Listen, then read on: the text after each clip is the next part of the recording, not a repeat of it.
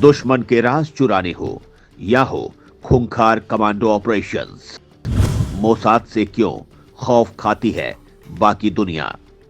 Mossad ने Iran के supreme leader का किया खात्मा। मोसाद अपने दुश्मनों को हमेशा से चौंकाता है। इजराइल की खुफिया एजेंसी मोसाद दुनिया की सबसे खतरनाक और खूंखार एजेंसियों में से एक है। मोसाद एजेंट्स ने इजराइल के दुश्मनों के खिलाफ ऐसे ऐसे ऑपरेशंस अंजाम दिए हैं जिनके सामने आने से पहले तक केवल कल्पना ही की जा सकती थी। जितना ज्यादा खतरा मोसाद के एजेंट्स उतनी ही सफाई से अपना काम करके निकल जाते हैं।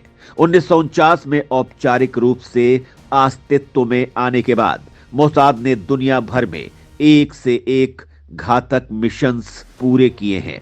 अब एक और खबर विश्व पटल पर तैर रही है कि हमास जंग के बीच मोसाद ने ईरान के सुप्रीम लीडर को ही ठिकाने लगा दिया है। बिल्कुल सही सुना दोस्तों आपने। मोसाद ने ऐसा कारनामा कथित तौर पर अंजाम दे दिया है कि जो भी सुन और पढ़ रहा है वो यही कह रहा है कि मोसाद का कोई जवाब नहीं। मोसाद खतरे से नहीं, खतरा मोसाद से डरता है। तेहरान के सर्द गलियारों में सुगबुगाहट तेज है, अटकलों का बाजार गर्म है। अयातुल्ला अली खामनेई, जो पिछले 3.5 दशकों से ईरान के सर्वोच्च नेता के तौर पर सत्ता जकड़े हुए था, आज जीवन और मौत के बीच हिचकोले खा रहा है। कुछ का मानना है कि वो कोमा में है, तो कुछ कह रहे हैं कि उन्हें जहर दे दिया गया है। अब सवाल यह उठता है कि क्या इजराइल की खुफिया एजेंसी मोसाद ने खामनेई को हटाने के लिए अपना सबसे खतरनाक मिशन अंजाम दे दिया है। दोस्तों, कहा तो ऐसा भी जाता है कि जहां ईरान के लोग नहीं पहुंच पाते, ईरान में रहकर वहां मोसाद पहुंच जाती है। अटकलें तो इस बात की भी है कि मोसाद ने अपने एजेंट्स को ईरान की सेना, न्यायपालिका और धार्मिक संस्थाओं में गुप्त रूप से शामिल किया है। इजरायली वाई नेट न्यूज की रिपोर्ट के मुताबिक 26 सितंबर को अयातुल्ला खामनेई की स्थिति बिगड़ने के बाद एक बेहद गोपनीय बैठक बुलाई गई। इस बैठक में शामिल 60 सदस्यों को मोज्तबा खामनेई को अगला सुप्रीम लीडर मानने पर मजबूर किया गया। पर सवाल यह है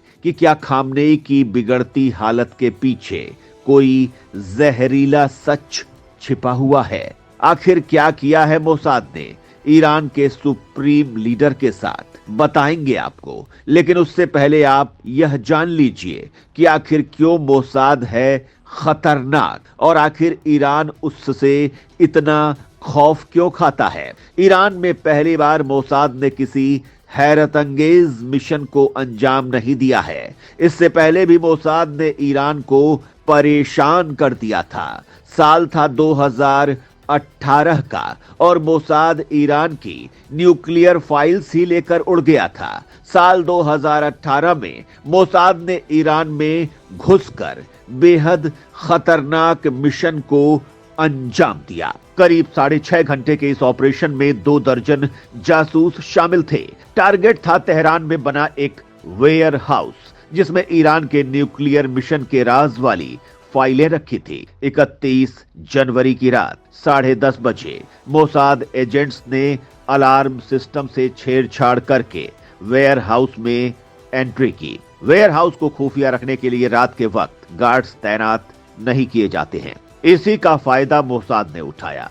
स्पेशल टॉर्च के जरिए तिजोरियों में सेंध लगा दी गई। वे अपने साथ करीब 50,000 पेज और 163 सीडी लेकर सुबह 5 बजे तक निकल गए थे। अब फिर से मोसाद चर्चा में है और फिर कारण ईरान ही है, क्योंकि कहा जा रहा है कि ईरान के सुप्रीम लीडर के साथ मोसाद ने कथित तौर पर ऐसा कुछ कर दिया है कि दुनिया के किसी देश ने ऐसा सोचा भी नहीं था। मोसाद पर यकीन न करने का कोई कारण भी नहीं है, क्योंकि मोसाद पहले भी ऐसा कर चुका है और इसकी गवाही खुद ईरान के पूर्व राष्ट्रपति दे रहे हैं। तो शक की तो कोई वजह ही नहीं मिलती है। ईरान के पूर्व राष्ट्रपति ने हाल ही में एक मीडिया चैनल को तुर्की में इंटरव्यू देते हुए कहा था कि तेहरान ने इजराइल के मोसाद के ऑपरेशन को नाकाम करने के लिए एक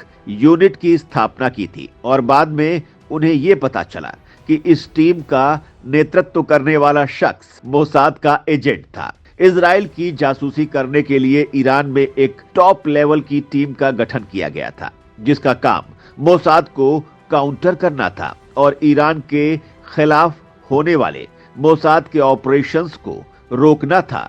लेकिन ईरान को पता ही नहीं चल पाया कि उस टीम का प्रमुख जिस शख्स को बनाया गया था, असल में वो मोसाद का ही एजेंट था। अहमदीनेजाद ने कहा कि सिर्फ उस टीम का प्रमुख ही मोसाद का एजेंट नहीं था, बल्कि उसने उस टीम में डबल एजेंट्स की भर्ती करनी शुरू कर दी और बाद में पता चला कि उस टीम में 20 डबल एजेंट्स थे, जो कहने के लिए ईरानी एजेंट्स थे, लेकिन असल में वो मोसाद के लिए काम करते थे। अब आप खुद ही समझिए दोस्तों कि इजराइल ईरान के भीतर कहां तक अपनी पहुंच बना चुका है। इसीलिए ताजा घटनाक्रम को इजराइल ने अंजाम नहीं दिया है, ये बात कोई मानने को तैयार ही नहीं है। कई मीडिया रिपोर्ट्स के मुताबिक ईरान के सुप्रीम लीडर 85 वर्षीय अयातुल्ला अली खामनेई गंभीर रूप से बीमार हैं। ऐसे में यह दावा किया जा रहा है कि खामनेई ने अपने दूसरे बेटे मोस्तबा खामनेई को अपना उत्तराधिकारी नियुक्त किया है। माना जा रहा है कि अपनी मौत से पहले ही खामनेई सुप्रीम लीडर का पद छोड़ सकते हैं। वहीं सोशल मीडिया पर ये अफवाहें भी चल रही हैं कि खामनेई कोमा में हैं या उन्हें जहर दिया गया है। कुछ का तो ये भी दावा है कि इजरायली खुफिया एजेंसी मोसाद ने उन्हें एक ऑपरेशन के तहत जहर दे दिया है। इजरायली वाई नेट न्यूज की रिपोर्ट के मुताबिक 26 सितंबर को अयातुल्ला खामनेई की स्थिति बिगड़ने के बाद एक बेहद गोपनीय बैठक बुलाई गई। इस बैठक में शामिल 60 सदस्यों को मोस्तबा खामनेई को अगला सुप्रीम लीडर मानने पर मजबूर किया गया। पर सवाल यह है कि क्या खामनेई की बिगड़ती हालत के पीछे कोई जहरीला सच छिपा हुआ है? ईरान के लिए मोसाद कैसे खौफ का दूसरा नाम बन चुका है, इसको आप ऐसे समझिए कि ईरान के सुप्रीम लीडर को लगता था कि ईरान के सरकार में मोसाद के काफी एजेंट्स हैं और मोसाद के खौफ ने खामनेई का भरोसा ही अपने सरकारी तंत्र से उठा दिया था। दोस्तों, ईरान का ऐसा शक करना गलत भी नहीं था, क्योंकि साल 2006 से खुफिया ठिकाने में रहने वाला हिजबुल्लाह चीफ हसन नसरल्लाह अचानक 27 सितंबर को इजरायली हवाई हमले में मारा गया तो ईरान दंग रह गया। ईरान की हैरानी इस बात की हुई कि इजराइल कैसे नसरल्लाह के ठिकाने तक पहुंचा। ईरान का शक गहराया तो बात मोसाद के एजेंट्स तक पहुंच गई। ईरान के हाथ ये जानकारी लगी कि हिजबुल्लाह में मोसाद के कई एजेंट्स हैं। जांच में पता चला कि ईरान में भी कई वरिष्ठ सरकारी पदों पर मोसाद के एजेंट्स तैनात हैं।